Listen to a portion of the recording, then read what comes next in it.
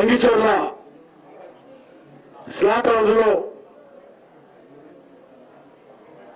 Mafia gang అది. వాళ్ళు వీళ్ళ మీద దట్టాల్సింది వాళ్ళ మీద. ఈ ప్రభుత్వము జస్ట్ మజ్లిస్ పార్టీకి భయపడి, మజ్లిస్ పార్టీని ప్రసన్నం చేసుకోవడం కోసం, మజ్లిస్ పార్టీని దగ్గర తీసుకోవడం కోసం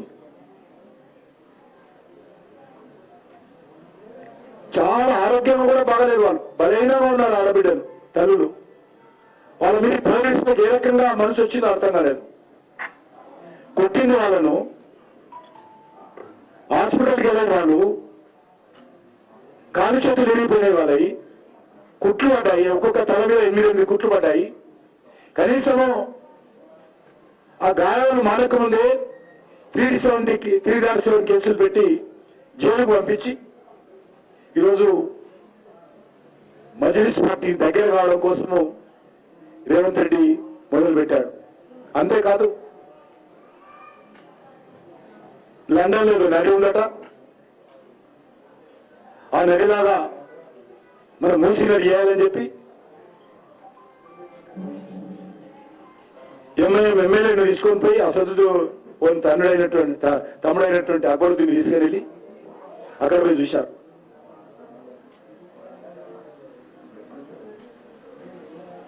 ఈరోజు నిన్న కాంగ్రెస్ పార్టీ నాయకుడు చెప్పాడు, నాంపల్లి నుంచి పోటీ చేసినటువంటి ఫెరోజ్ ఖాన్, మా అలీడా పార్టీ నిర్ణయించింది అసదుద్దీన్ ఓవైసీ ఎట్టి పరిస్థితుల్లో ఓడిపోవద్దు, అసదుద్దీన్ ఓవైసీ గెలవాలి. మా ముఖ్యమంత్రి గారు చెప్పారు, మా ఆల్ ఇండియా పార్టీ కూడా చెప్పింది, నాకు ఇష్టం లేకపోయినా కూడా అసదుద్దీన్ ఓవైసీని గెలిపించడం కోసం ప్రయత్నం చేస్తాను అని ఫెరోజ్ ఖాన్ చెప్పాడు.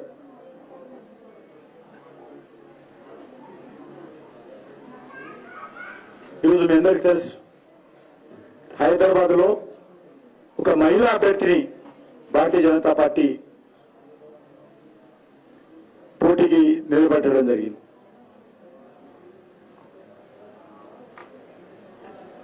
ఈరోజు ఎంఐ యొక్క గుండాయిజాన్ని, రౌడీజాన్ని ఆమె తమ కార్యక్రమాల ద్వారా, ఎన్నికల ప్రచారం ద్వారా ప్రజల ముందు పెడుతున్నప్పుడు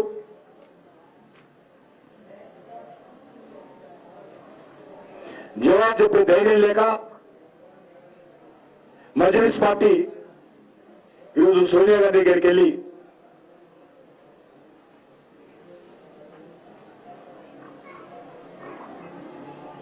కాంగ్రెస్ పార్టీ ఏదో రకంగా, మనకు అందరికీ తెలుసు,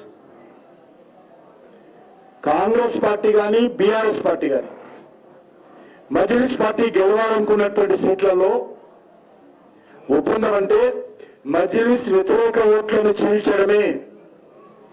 భారతీయ జనతా పార్టీకి లాభం చేకూరకుండా మజ్లిస్ వ్యతిరేక ఓట్లు చీల్చి మజ్లిస్ ని గెలిపించేటువంటి సానుకూలమైనటువంటి పరిస్థితి కల్పించేటువంటి ఒక దుర్మార్గపు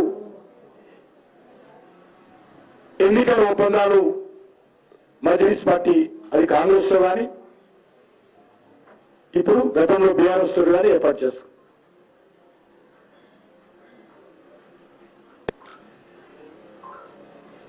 కాంగ్రెస్ ఉన్నప్పుడు కూడా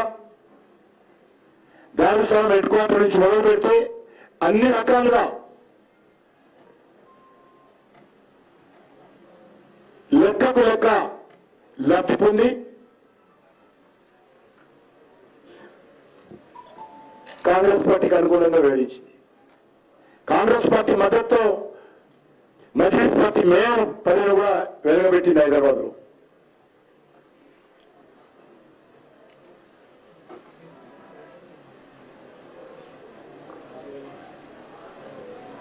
ఈరోజు మళ్ళీ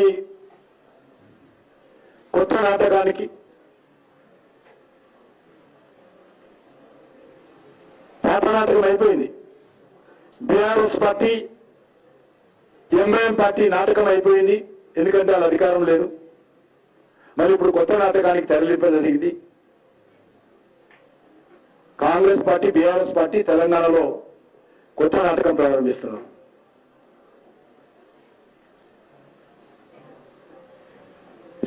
పాతదే.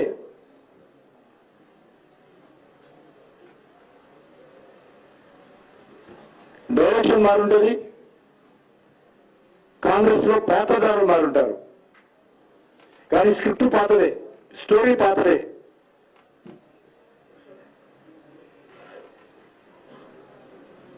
నేను హైదరాబాద్ ప్రజలను, తెలంగాణ ప్రజలను కోరుతా ఉన్నాను, కాంగ్రెస్ పార్టీ కానీ బీఆర్ఎస్ పార్టీ కానీ అధికారం కోసం, ఓట్ల కోసం దేనికైనా దిగజారుతారు. నిన్న మొన్నటి వరకు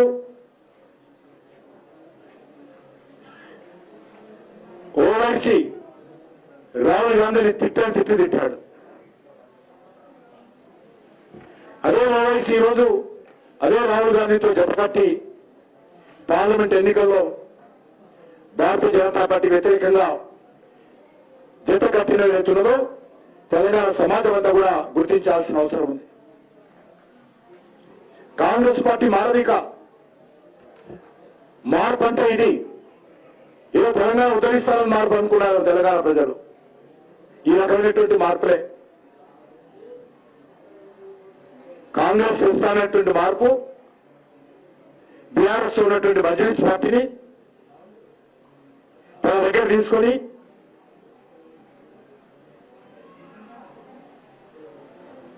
చేతులు కలిపి రాజకీయాలు చేయడమే మార్పు. ఎంఐఎం రౌడీజానికి, గుండాయిజానికి మద్దతు ఇవ్వడమే మార్పు. అంతే తప్ప తెలంగాణలో కాంగ్రెస్ పార్టీ ప్రభుత్వం ద్వారా ఏ రకమైనటువంటి మార్పు రాలా. బీఆర్ఎస్ ప్రభుత్వం ఏ రకంగా ఉందో ఈ ప్రభుత్వం కూడా అదే విధంగా ఉంది. ఏ హామీలు అమలు చేయరు, ఎక్కడ కూడా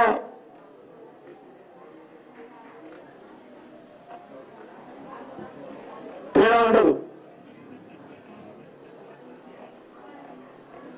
పేరుకేమో రెండు పార్టీలు శత్రువులుగా అనిపిస్తున్నాయి, కానీ ఈ రెండు పార్టీలని ఒకే మాట ఒకే బాట. ఈ రెండు పార్టీలు కూడా మజ్లిస్ పార్టీకి కొమ్ము కాసే పార్టీలే. మేము అనేక రోజులుగా చెప్పాము, బీఆర్ఎస్ పార్టీ కానీ, కాంగ్రెస్ పార్టీ కానీ, ఎంఐఎం పార్టీ కానీ మూడు ఒకటే. ఈ మూడు పార్టీల డిఎన్ఏ ఒకటే. ఈ మూడు పార్టీలు కూడా మెజార్టీ హిందువులను అవమానం చేసేటువంటి పార్టీలే. ఈ మూడు పార్టీలు కూడా ఓట్ల కోసం తగాకోర రాజకీయాలు చేసేటువంటి పార్టీలే. ఈ మూడు పార్టీలు కూడా ఒకే ప్రాణం ఒకరే. ఈ మూడు పార్టీలు కూడా కుహాన లౌకికవాదం పేరుతో హిందూ వ్యతిరేక ద్వేషాన్ని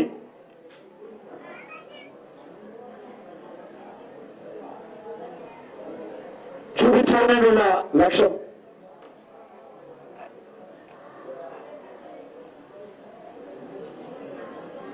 భాష విషయంలో కావచ్చు,